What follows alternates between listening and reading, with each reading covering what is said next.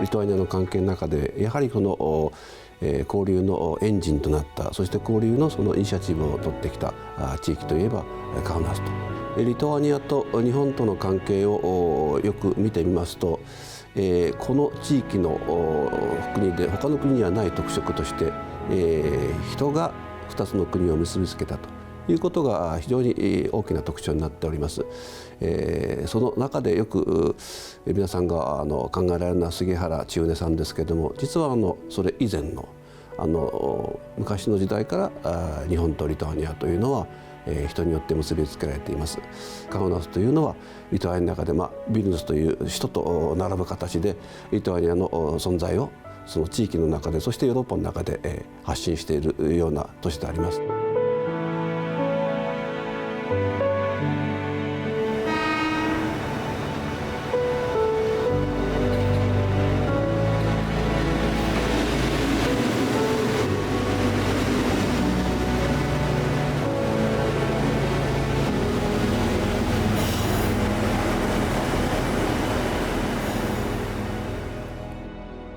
リトアニアに一番最初にいた日本人は誰かっていう、組織的な系統的な分析をずっと行った結果ですね、驚くべきことに日本人が誰でも知っている福沢諭吉が最初の一人であったと。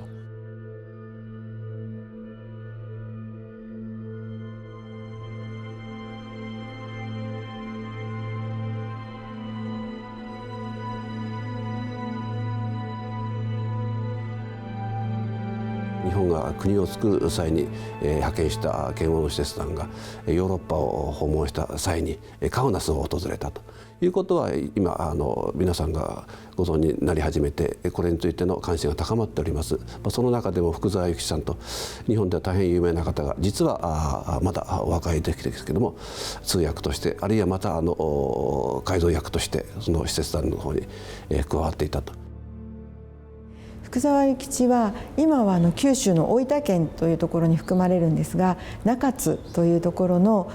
藩士の子供、武士の子供として生まれました。ただ下級武士の子供だったので、父親は藩の金銭関係の仕事をしておりました。で、武士の考え方、儒教の考え方ですと、お金を扱うというのは卑しい仕事ということになりますので、下級武士がそうした仕事をやらされていました。で、母親は諭吉を含めて5人子供がおりまして、一番幼い1歳半の諭吉を含めて5人の子育てに非常に苦労したのではないかと思います。で、福沢はその母親の苦労を見ながら育ってきました。多分もちろん一番最初に学んだのがオランダ語になりますので、オランダ語はかなり不自由なく話せたり読み書きができたのではないかと思います。で、もう一つ言語としては英語があります。で、英語はある日横浜に出かけたところ、オランダ語が全く通じなかったと。で、人々が話をしてたのは英語だった。で、これからは英語を勉強しなければいけない。で、横浜から、当時ですので江戸まで、今の東京まで歩いて帰ってきた時に非常に気分が沈んで、今まで自分が苦労して勉強したオランダ語が役に立たないというふうに考えたんですけれども、もう東京に着いた頃には気持ちを切り替えて、今度は英語を勉強しようというふうに考えて、その後は多分英語もオランダ語と遜色ないように使えるようになったのではないかと思います。ただ話す方はあまり得意ではなかったのかと思います。外国の方で福沢の喋ってる英語は全く理解できなかったと。徳川幕府は諸外国と開港する約束をしていたんですけど、特に兵庫とそれから兵庫を開港する約束をしていて、でまた大阪と東京を市場として市場として開放するという約束もしていたんですが、テロ行為が盛んになってきたので外国人の身の安全を守れないということで、その開港と開国を延期してほしいという交渉をするためにヨーロッパに使節を派遣することになりました。もう一つのその使節団の派遣の目的として、とにかくさまざまな施設やその文明を表すようなものを見聞しようと、特に福沢たちのようなその若い通訳官たちにいろんなものを見せて勉強させようという意図がありました。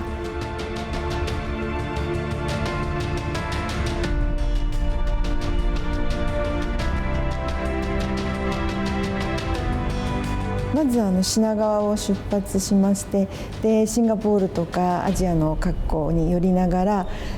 当時まだスエズ運河が開通していませんでしたので、途中で陸路に変わってでフランスから入りました。で訪れた国はフランス、イギリス、それからプロシア、そしてそこから当時のロシアの方にも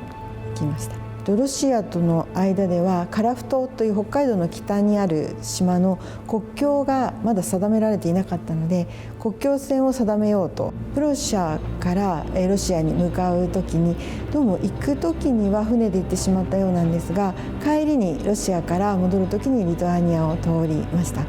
1862年の9月18日にリトアニアに着いています。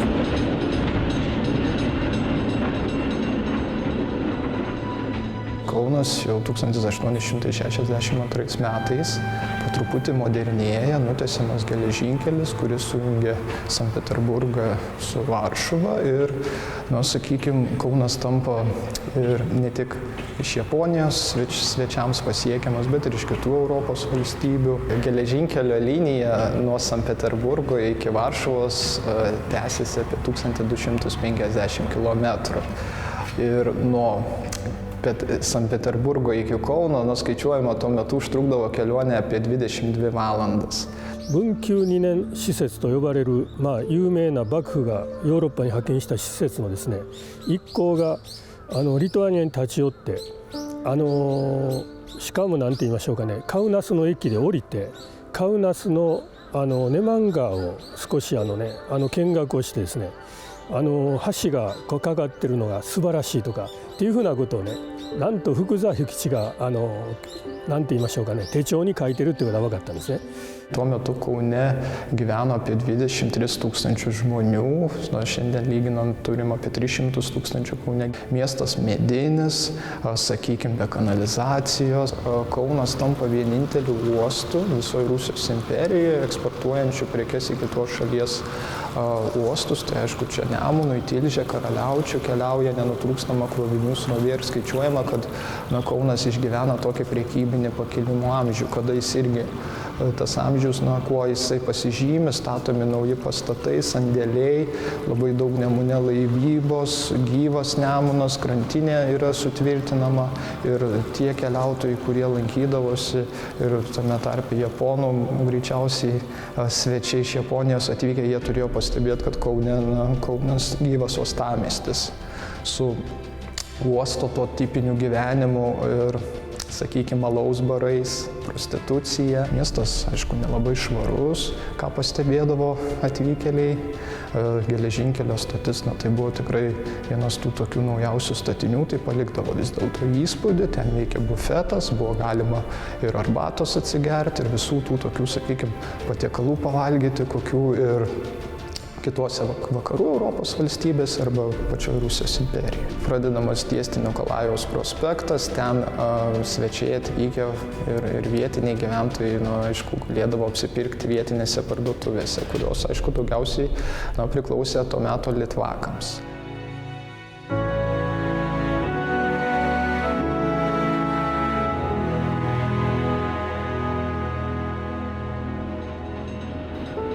文久2年8月25日朝第7時小布に着し朝食す。ここに鉄橋あり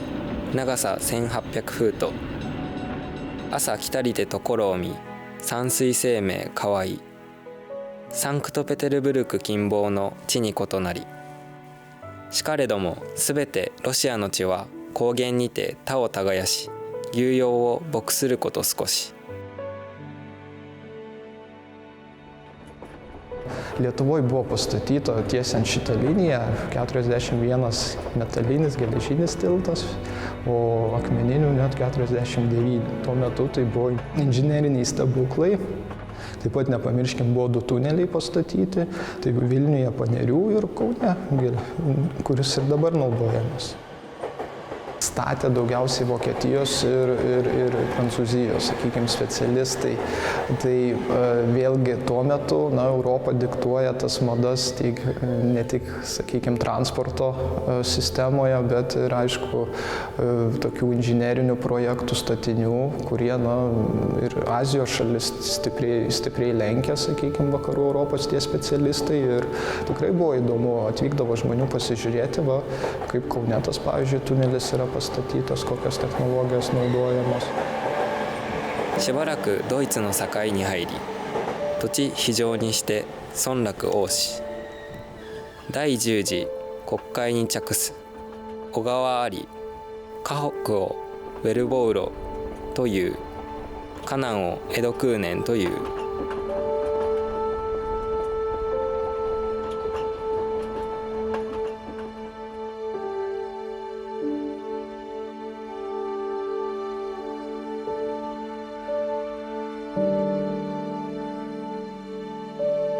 福沢は学校もそうですし、病院もそうですし、工場もそうですし、たくさんの施設を見ています。で、福沢だけでなく同行した若い人たちはやはりヨーロッパの文明の高さに驚き、この国々と肩を並べるまでに日本が成長するためには何が必要なのかということを考えながら戻ってきたと思います。で、戻ってきてから本格的に自分の学校を近代的な学校にしようというふうに考えました。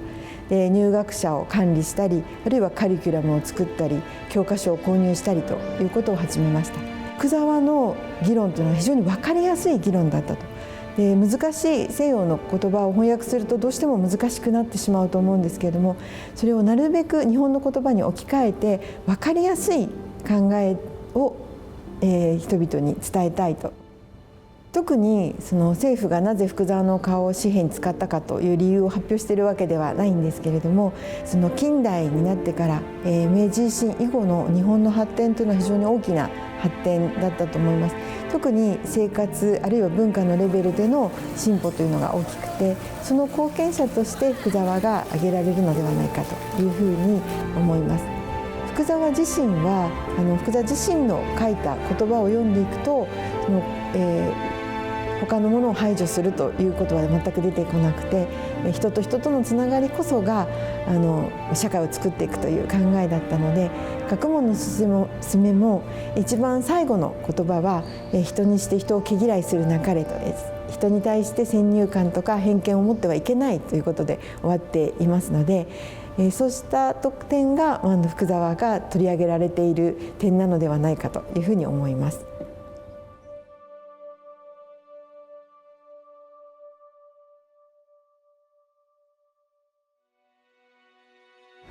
私はカイリスが自分の中でどこかで日本のいわゆる先人先達たちとダブったんですね。遠くを見つめるようなその眼差し、それはやはり明治維新の時日本の若者たちも同じような気持ちで坂の上にあるですね、その未来を明るい将来を見つめたんだと思うんですね。その意味ではリトアニアの青年も日本の青年も全く同じに新しい国家を目指した。ステパナス・カイリスと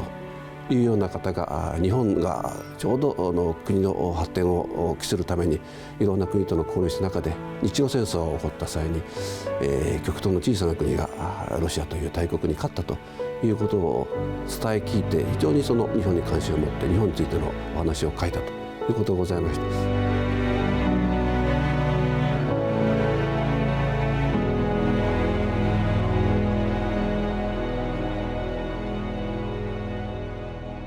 Kaip iš mano, kaip iš istoriko akių žiūrint, tas ketvirtieji metai, tas spaudos draudimo panaikinimas ir tas pliūpsnis, visi norėjo rašyti. Be abejo, toks žmogus kaip Steponas Kairys nerašyti negalėjo, o kadangi jam rūpėjo valstybė, valstybės kūrimas, kokia tai turėjo būti valstybė, jis tiesiog turbūt ieškojo pavyzdžių kitur ir būtent Japonijoje.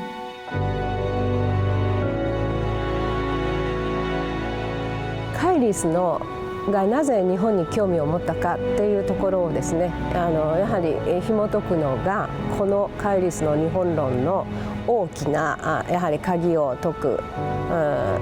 一つになると思います。でそれは何といっても、リトアニアがロシアのいわゆる属国だった時に東洋のそれこそカイリスたちが聞いたこともないような日本が大きな超大国を任したということだと思います。つまり日露戦争の日本の勝利は当時のですね世界に大変な衝撃を走らせた。だって当時のロシアは日本のですよ、面積が60倍、それからあと軍艦、それからあと戦力も15倍ぐらい、それから戦費だって全然日本は少なかったわけですね。勝てるはずのない国に日本は勝ったわけでしょう。Lyginant su tuometinė carinė Rusija, Japonija po Meidži revoliucijos atrodė nepaprastai pažangi valstybė. Plius dar turbūt turėjo įtaką ir Rusijos-Japonijos karas, nes tiesiog visuomenė pamatė tą carinės valdžios supuvimą, kad visiškai nesugebėjimą spręsti savo problemų. O čia nauja valstybė, kuri atrodė kažkada tai kažkokia tai atsilikusi, o dabar pasirodo kaip pažangi ir ekonomiškai stipri valstybė. Tai matyt, galėjo daug, tai turėtų turbūt imponuoti.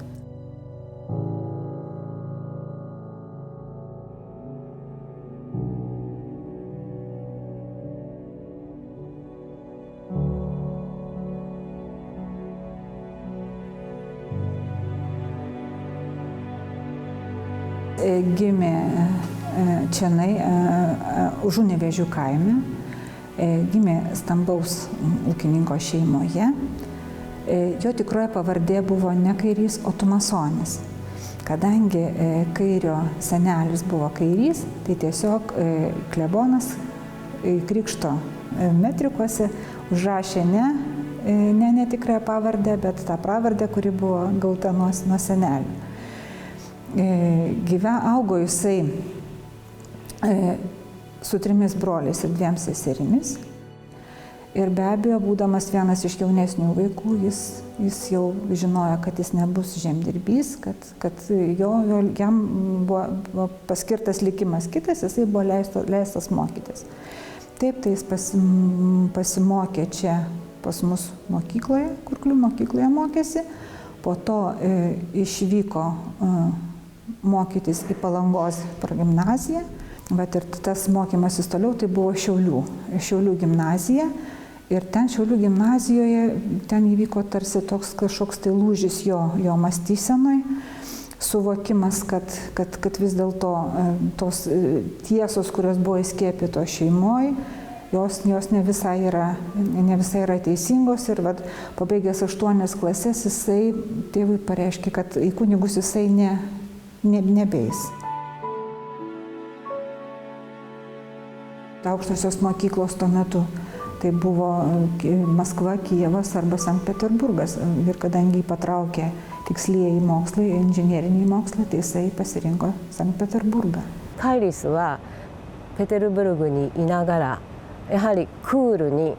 そして非常に観察眼を持って、ロシアと日本のね戦争をペテルブルグでいろいろと情報を収集して自分なりに分析してたんだと思います。非常に冷静な学問のであったと思いますね。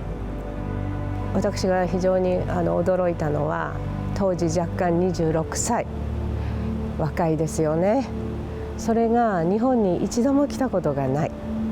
しかし想像の翼を広げて日本に飛んできて、そして、たくさんの資料を広げて彼は非常に精密な日本論を展開した。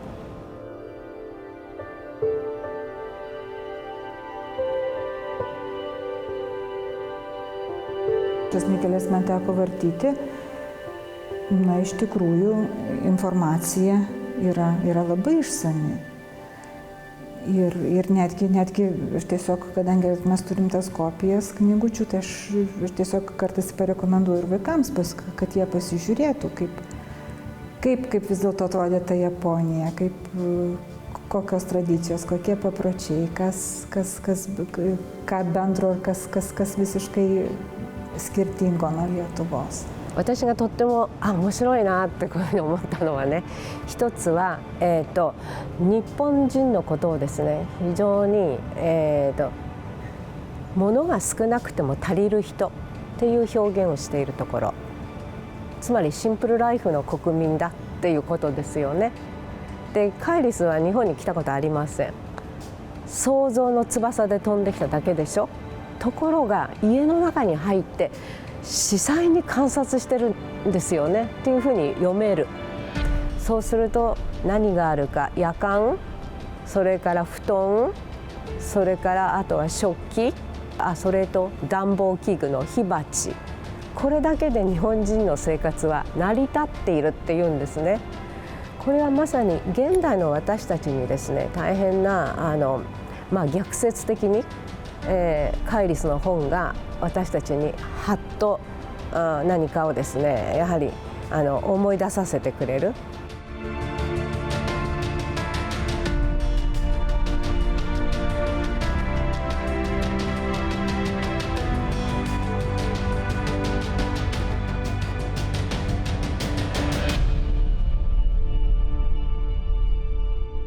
Ir aš manau, kad Japonijos pavyzdys galėjo inspiruoti ir lietuvių norą turėti savo valstybę ir būtent demokratiškais pagrindais sutvarkytą valstybę. それで、カイリスたちは独立を目指して大変多くの仲間といろいろなことをしていましたが、たくさんの人がいろいろ欧米の目線で、その独立論やどうしたら自由な国が取り戻せるか、国家を復元できるかということを論じましたが、カイリスだけがですね、東洋の日本に目をつけたんですね。それは大変ユニークだと私は思います。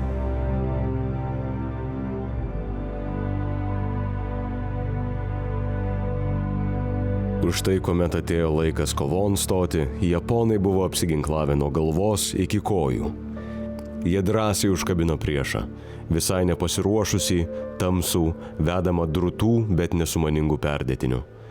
Jie drąsiai mušė rusus nuo pradžios iki galo, ant sausumos ir vandenų. Jie parodė darbu ir mūsų kareiviams, ir caro vyriausybei, kad laisvi ir šviesų žmonės lengvai gali paimti viršų ant tamsių vergų, nors jų būtų ir 3 kartus daugiau. Kaune Steponas Kairys praleido didžiąją dalį savo gyvenimo. Ir kaip dirbdamas ir vyriausybėje, ir profesoriaudamas Vytauto didžiojo universitete, ir dirbdamas Kauno vandenyse. Ir man atrodo, kad Kaunas tai turėtų Steponui Kairiui būti daug už ką dėkingas, vien tik tai už tai, kad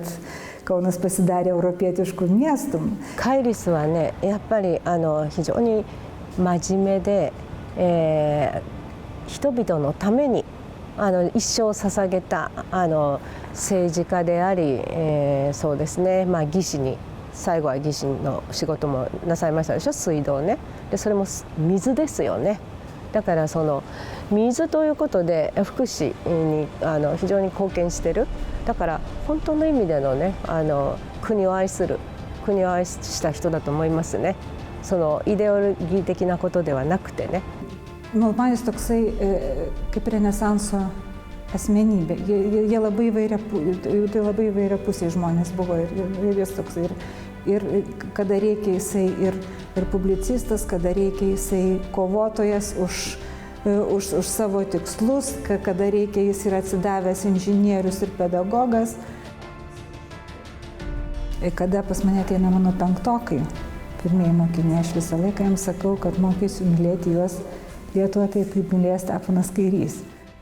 Kai išleidžiu 10-tokus, pasakau, kad jeigu kada gyvenime būsit politikai ar geri žmonės, vis laik turėkit prieš akis Stepono Kairio biografiją. per kairių asmenybę šitas suartėjimas įvyko. Ir jau vaikai šiemet mes klausia, sako, tai šiemet pas mus japonai atvažiuos. Sako, tai nenorėkit, kad kas metai.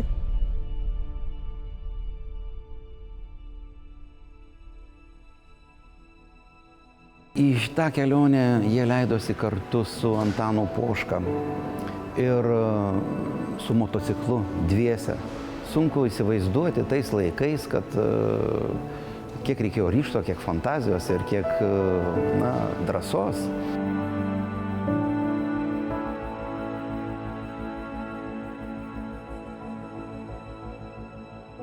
Pradžioje jiems neblogai sekėsi, tačiau kaip ir kiekvienoje kelionėje atsiranda trintis, amžiaus skirtumas, interesų skirtumas, yra Teherane išsiskyrę. Tai Kinija ir Japonija, ir Filipinai aprašyti. Matas Šalčius greičiau grįžo iš tos kelionės, jis tada parašė Svečiuose pas 40 tautų, o Antanas Poška ilgiau pabuvojo, jisai tiesiog ir studijavo Indijos universitetuose. Ir kai grįžo, jisai pamatė, kad Šalčiaus knygose jo nėra ir jis labai supyko ir tuomet ėmėsi irgi rašyti ir parašė taip pat 6 dalių knygą, kuri vadinosi Nuo Baltijos iki Bengalijos. Tai toks antagonizmas kartais jisai atneša Lietuvai tik tai naudą. Ir turime puikiausias 2 knygas, kur vienas vienu kampu, kitas kitu ir labai naudinga skaityti jas abejas, lyginti. Galima netgi analizuoti ir jų santykius, o žmogiški santykiai visada sudėtingi. Gimęs jisai Suvalkijoje. Pakankamai anksti jisai įsijungia į tą aktyvų valstybės gyvenimą, vėliau dirba mokytojo darbą, redaguoja įvairius leidinius, ir čia jo formuojasi, turbūt susiformavo kaip asmenybės tas tokio lietuviško patrioto turbūt pradmenys. Vienas iš steigėjų yra Šiaulių sąjungos, buvo pirmasis Eltos redaktorius, buvo daugelio įvairių kitų visuomeninių organizacijų ir steigėjas ir vadovas ir pirmasis Krašto apsaugos ministerijoje propagandos skyriaus vadovas. Ta gausybė jo visokių pareigų ir jo iniciatyvų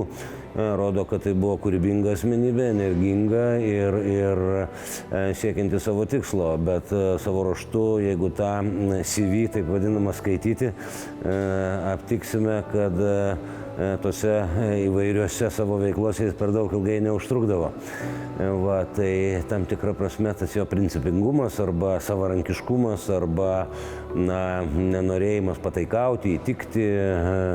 nekonjunktūriškumas, nenoras prisitaikyti prie kažkokių dalykų, savo nuomonės turėjimas, jos aktyvus reiškimas, kaip taisyklė, jo tas karjeras jo sutrumpindavo.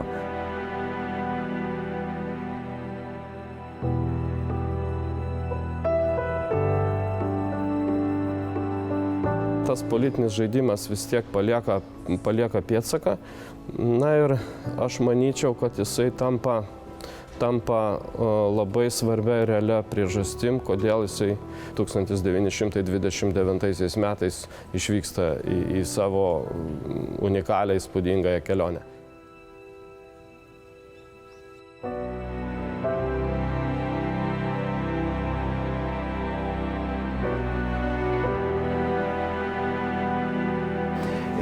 Jisai tiesiog pasakoja, kad tokia maža yra Lietuva, kad jinai nesenai nepriklausomybę gavo, kaip sunkiai kovojo ir panašiai pasauliui. Ir ta viena iš tų šalių ir buvo Japonija, kurioje jisai taip pat skelbė tą žinią būtent apie Lietuvą, o iš savo reportažuose rašė ir apie rytų šalis, būtent į Lietuvą.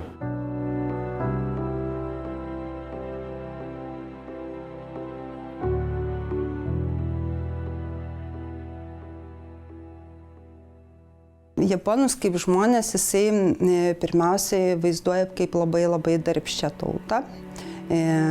Antra, tai jų mandagumą visur fiksavo ir kad ir pats išmoko lenktis iki juostos ir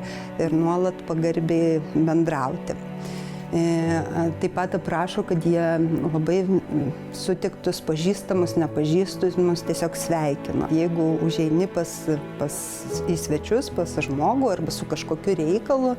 tai pirmiausia turi pakalbėti apie orą, apie miestą, apie gatvę, apie namus, apie šeimą, apie sveikatą ir tik tada apie reikalą. Gana įdomiai aprašo to meto tiek moterų, tiek vyrų aprangą. Tai, aišku, apsiaustai tie vadinami kimono ir moterys, kurios vadina jos dabitomis, kurios vaikšto su gana plačiais tais kimono ir balina savo veidus, ryškiai dažo lūpas, juodai antakius ir juodai dantis, kas gražu, kaip grožio etalonas. Ir Matas Šalčius aprašo, kiek daug dėmesio moterys skiria savo šukuosenom. Tai yra šukuosenos, kurios kartais formuojamos net savaitę. Ir kad tos šukuosenos nesusiardytų taip greitai, tai moterys miega ant rulonėlių, galvą pakabinusios, tik tai kaklas būna padėtas po tuo rulonėliu, o kad šukuosena nesuirtų, jinai tiesiog kabo. Atkreipė dėmesį apie infrastruktūrą Japonijos, tai kad gatvės nemažai kur yra asfaltuotos, tais laikais dar ir Europoje buvo nedaug kur kieto pagrindo, kaip jisai vadina, kad daug traukinių Japonijoje. Bet dėmesį atkreipė į rikšas, tai jam buvo kaip ir Azijoje daugiau teko kur pastebėti, bet Japonijoje atkreipė dėmesį ir į tai, kad jų yra gana daug, kad vietiniai žmonės labai naudojasi tuo transportu, jų vietiniu taksi. Tai Matas Šalčius aprašo, kaip japonai maitinosi, tai pirmiausiai pastebi, kad labai kukliai. Pagrindinis maistas yra jūros dumbliai, bastučiais vadina tuo laikotarpiu, jūros bastučiai. Ir žalioji arbata, kaip jisai pastebi, panaši žalioji arbata į kinų, bet jinai gerokai aitresnė, kartesnė ir geriama žymiai mažesniam porcijom nei Kinijai.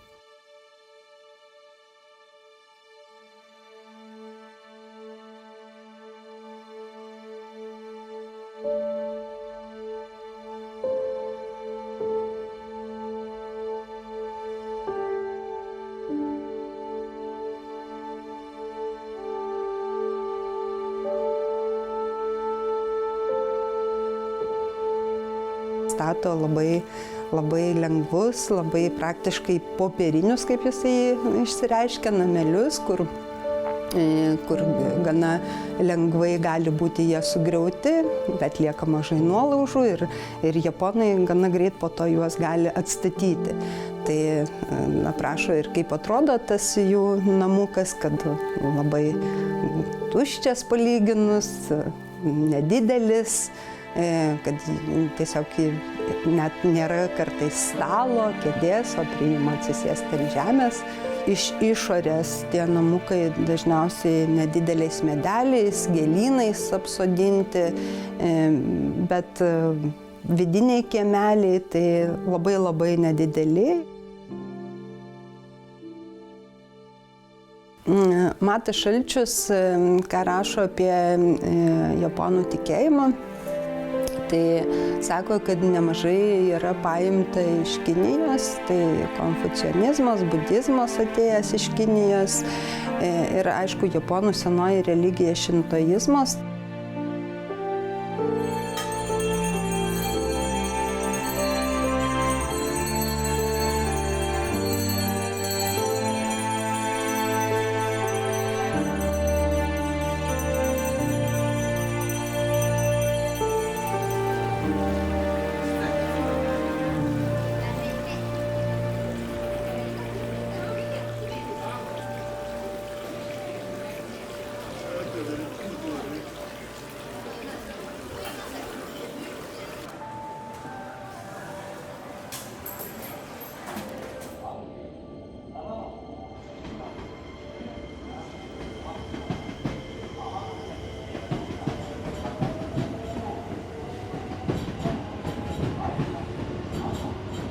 tam tikros charakterio savybės,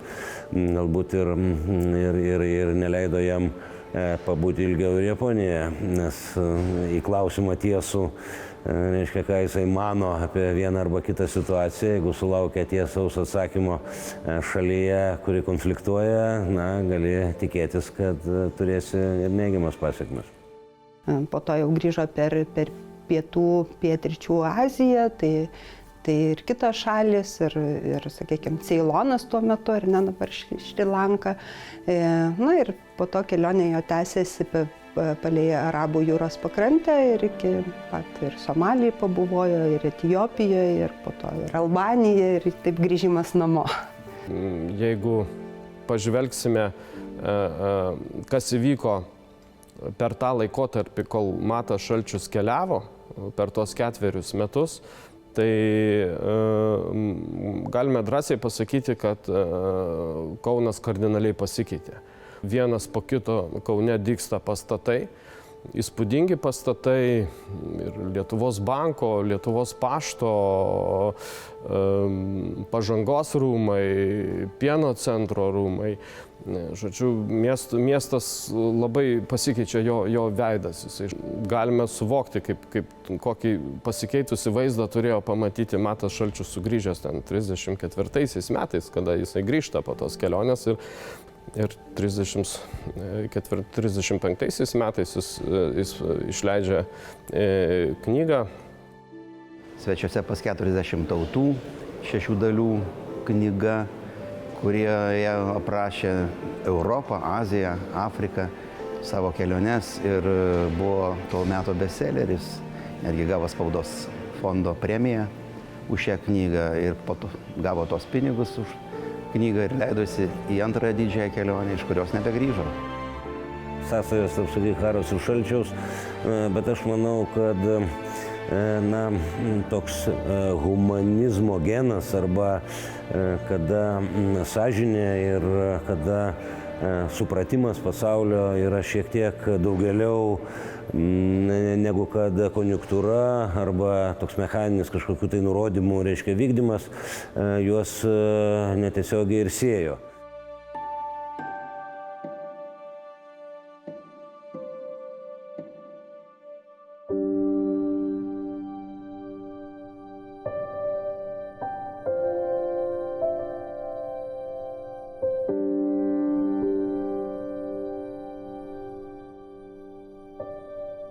たくさんの方がご存知の通り、杉原千畝さんの第二次大戦の時のご活躍、ユダヤの難民の方に多くのビザを発給して、大変貴重な人の命を救われたというような人道的な活動がリトアニアのカウナスで行われたということで、日本の方々はカウナスを通じてリトアニアのことを知り、またそのカウナスを通じてリトアニアの人たちとの交流を感じてきたというふうに私は思っています。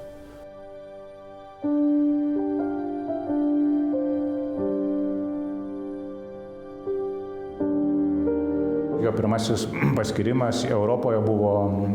Japonijos atstovybė Helsinkije. Jisai iš Suomijos atvyko čia, vėlgi susiklosčius tai antrojo pasaulinio karo situacijai, geopolitinė svarbai gavus Lietuvai, žinant Sugiharos išmanymą kalbų, jo gerą analitinį protą, įžvalgumą ir sugebėjimą didžiulį informacijos kiekį susintetinti ir atsiųsti labai aiškius pranešimus.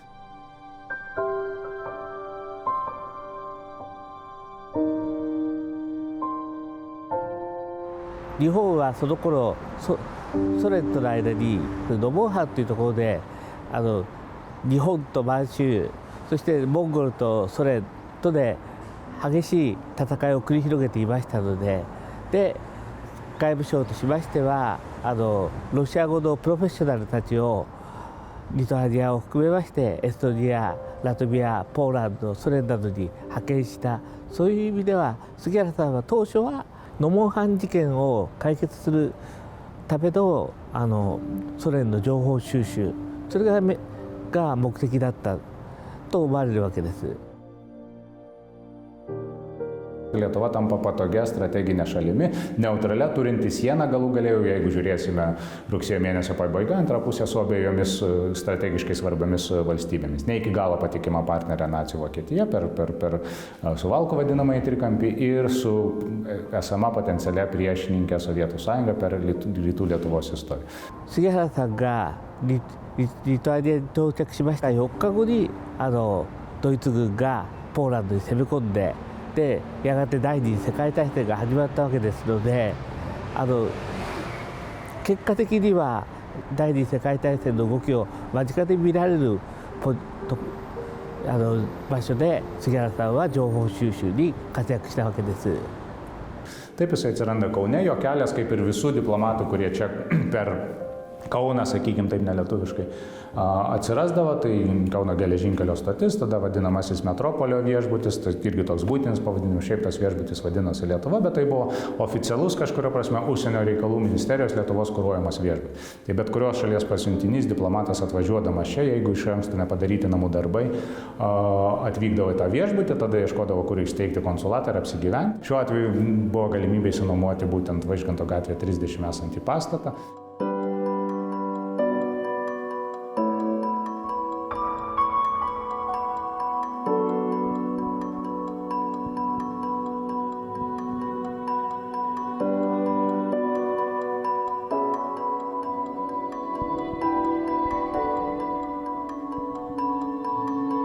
Metų birželio mėnesį Raudonoji armija pradeda okupuoti Lietuvą, įžengia į Lietuvos teritoriją. Ir štai 40 metų Liepos mėnesį su rinkimais į Liaudies Seimą, Liepos viduryje vyksta tie rinkimai. Tai yra labai rimta žinutė karo pabėgėliams, pirmiausia vėlgi Lenkijos piliečiams, žydų kilmės pirmiausiai, kad tai nebėra ta valstybė, kurioje bus saugus, kuri yra nuspėjama, reikia galimybių ieškoti, pasiekti kitas saugesnės vietas.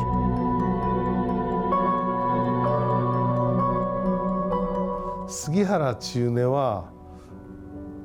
ホロコーストからユダヤ人を救ったと言われているんですが、最近の研究によって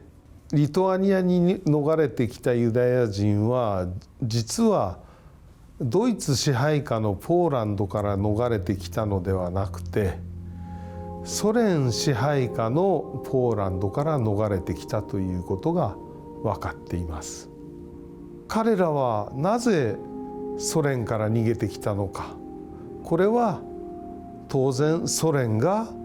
宗教を否定していたからです。リトアニアに逃れてきたユダヤ人たちは今度はリトアニアがソ連に併合されることを知ります。そこから逃れなくてはいけない。どうやって逃れるのだろうかと考えて、しかし西側には行くことはできない。スウェーデンにも逃れられない。しかもトルコ経由でパレスチナに行くルートも閉ざされたままである。唯一のルートはソ連経由、日本経由でパレスチナに行く、あるいはアメリカ、カナダ、オーストラリアに行くという道だったと思います。で、彼らは必死になってそれを杉原に依頼したわけです。多分同じようにリトアニアだけではなくてラトビアでもエストニアでもユダヤ人はいたでしょう。彼らは日本領事館に多分行ったでしょう。彼らは皆断られました。杉原はそれに対して断らなかったわけですね。Čiūnė Sugihara, Janas Vanterdikas čia demonstruoja išskirtinės žmogiškasias savybės. Ne vien tik tai diplomatą, ne vien tik tai biurokratą, kuris turi savo taisyklės, bet visiškai skirtingą elgesį. Vėlgi, tuo metu Kaune tai yra dvi išskirtinės vietos, kurios taip, sakykime, masiškai išdavinėja vizas. Būtent 40 metų vasara, Liepa rugpjūtis yra tas laikas, kuomet šito namo prieigose dieną naktį tiesioginė prasme rikiuojasi grupė žmonių prašydamos išduoti tranzitinės gelbėjimo vizas.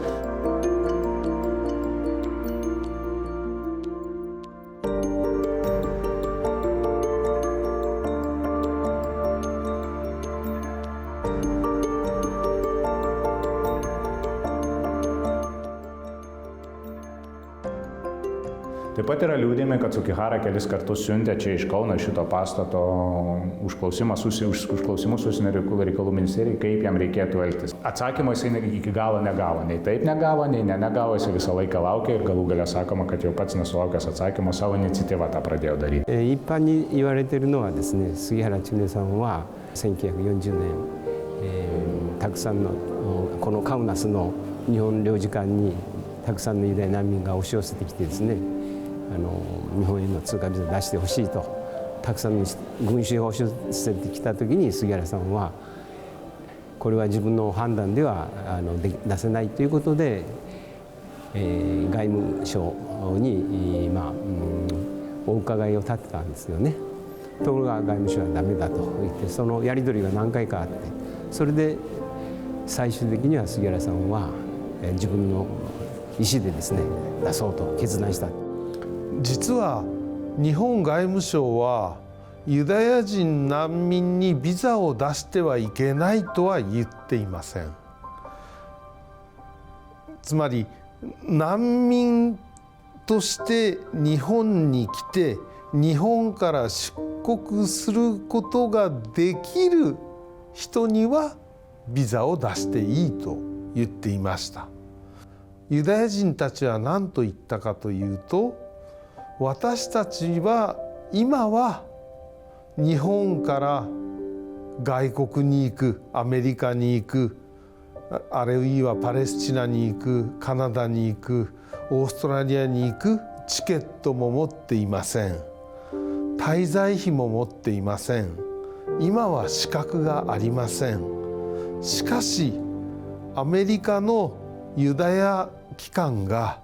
支援してくれると約束をしています。だから今カウナスではそれを証明できませんが、それは必ず日本では証明できますと杉原に約束をしたんですね。で、杉原はユダヤ人たちの言葉を信じました。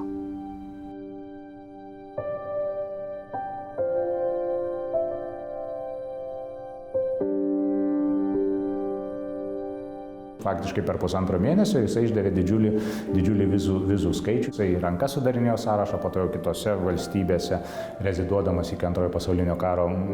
kaip Japonijos atstovas, pabaigdamas tą sąrašą, surinkdamas mašinėlę. Tai yra virš 2000 pavardžių, žmonių, kuriems jis išdavė Japonijos tranzitinės vizas.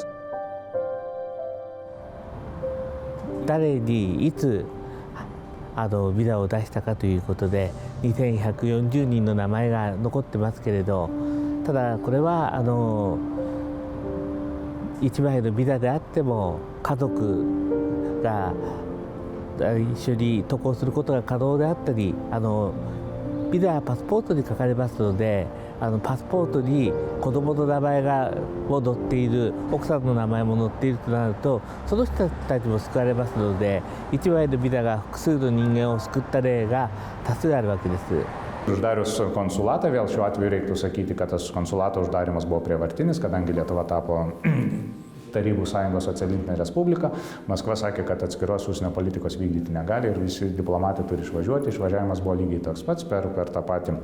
Lietuvos viešbutį, geležinkelio stotį Kauno. Sugihara su savo šeima išvyko į Berlyną, tuometinę pagrindinę Japonijos atstovybę, ambasadą Europoje.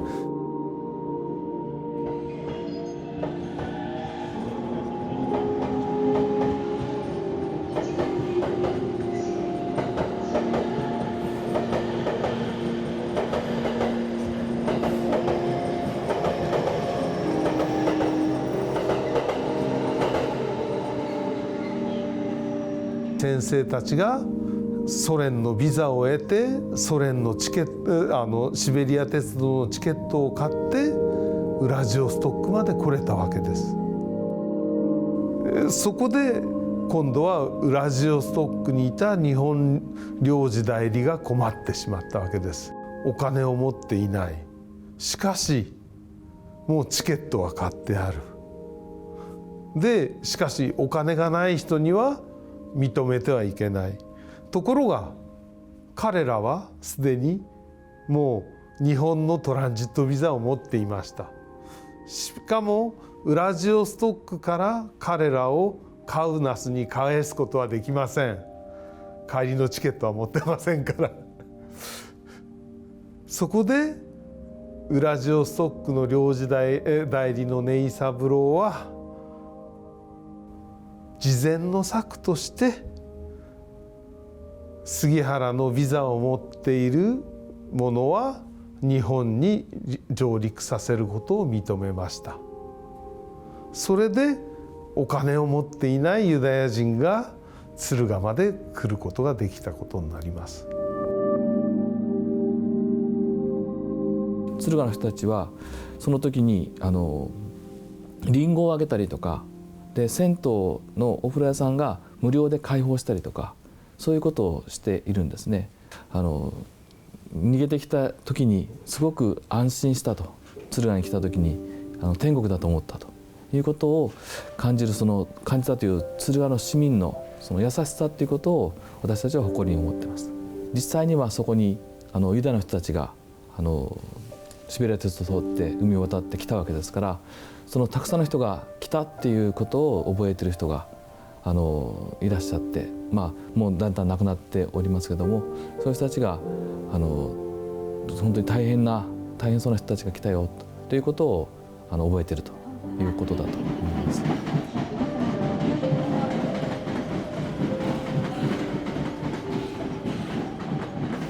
彼らは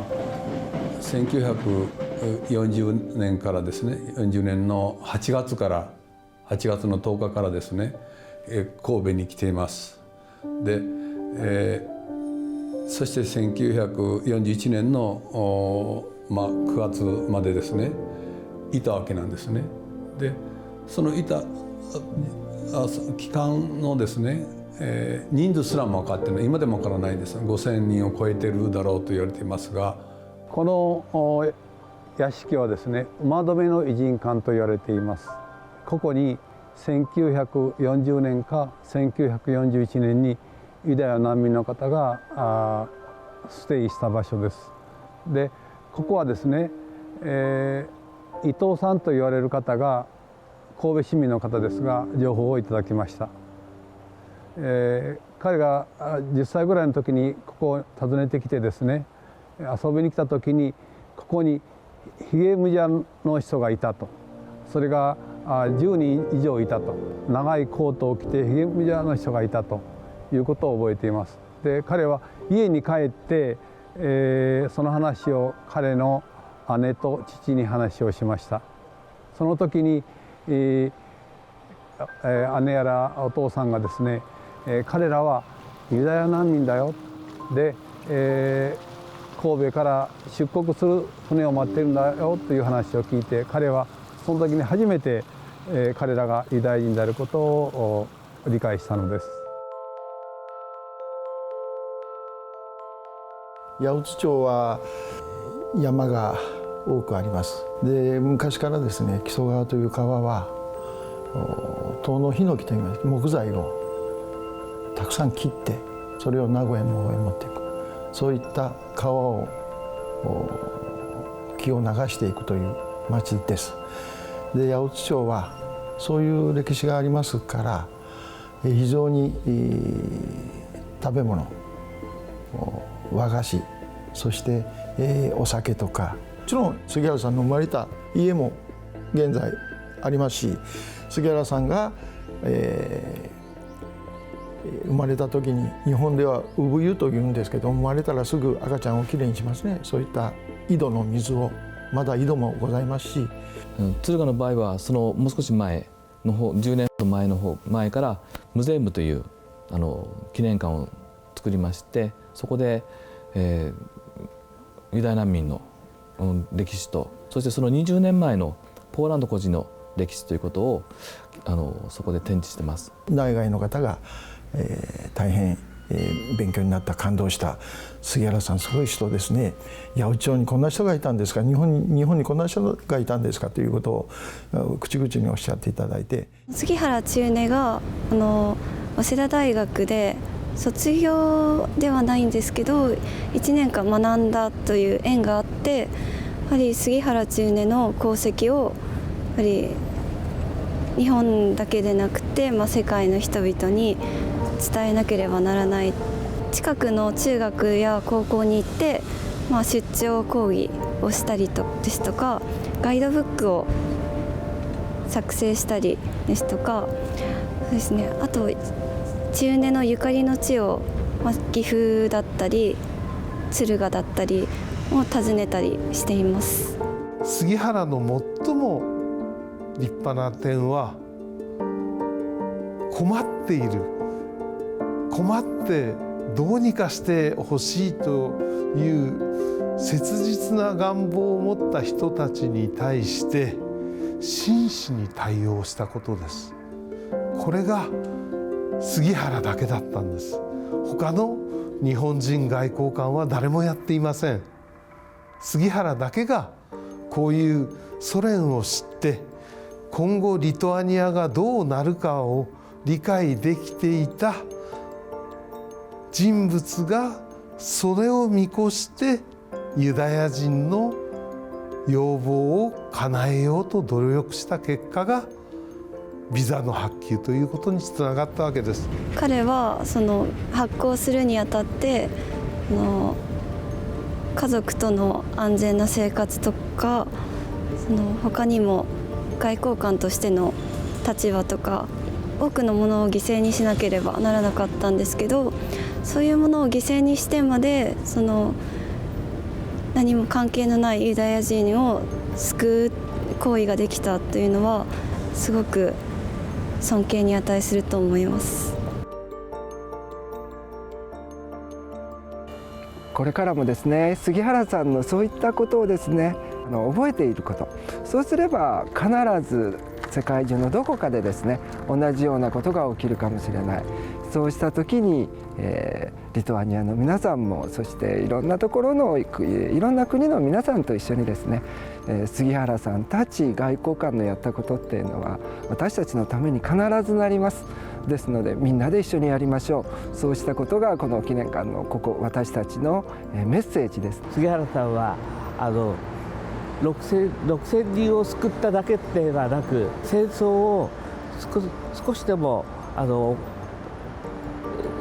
拡大しない、